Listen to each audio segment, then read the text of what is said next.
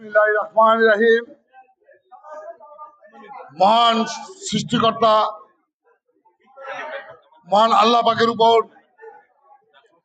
শুকরিয়া আদায় করে আমার বক্তব্য আমি শুরু করছি।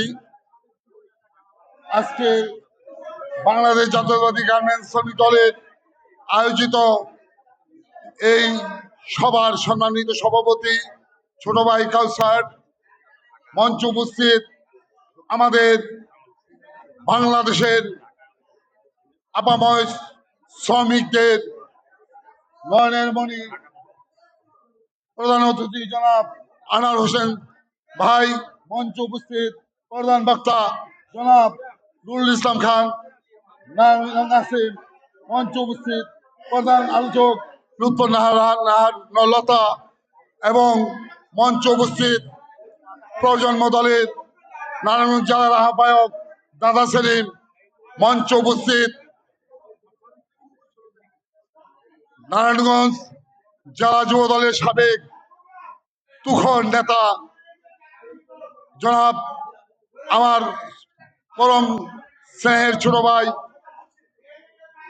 পারভেজ মল্লিক, মঞ্চ উপস্থিত অন্যান্য নেতৃবৃন্দ। সময় সংকীর্ণতার কারণে আমি সবার নাম বলতে পারছি না বলে দুঃখিত। সংগ্রামী সাথী বন্ধুগণ, আমি শ্রমিক, এটি আমার সবচেয়ে গর্বের বিষয়। আজকে এই বাংলাদেশ কলকারখানায় শ্রমিকরা অত্যন্ত পরিশ্রম, ঘামজলা পরিশ্রম করে আজকে এই বাংলাদেশকে সফলতায় অর্জন করেছে, এই কথা অস্বীকার করার মতো নয়।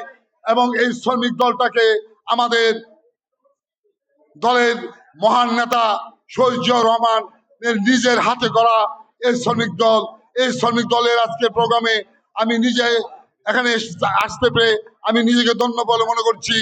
আমি কিছু কথা না বললেই নয়। কেন্দ্রীয় নেতৃবৃন্দ জনাব আনোয়ার হোসেন সাহেবের কাছে আমি দিক নির্দেশনা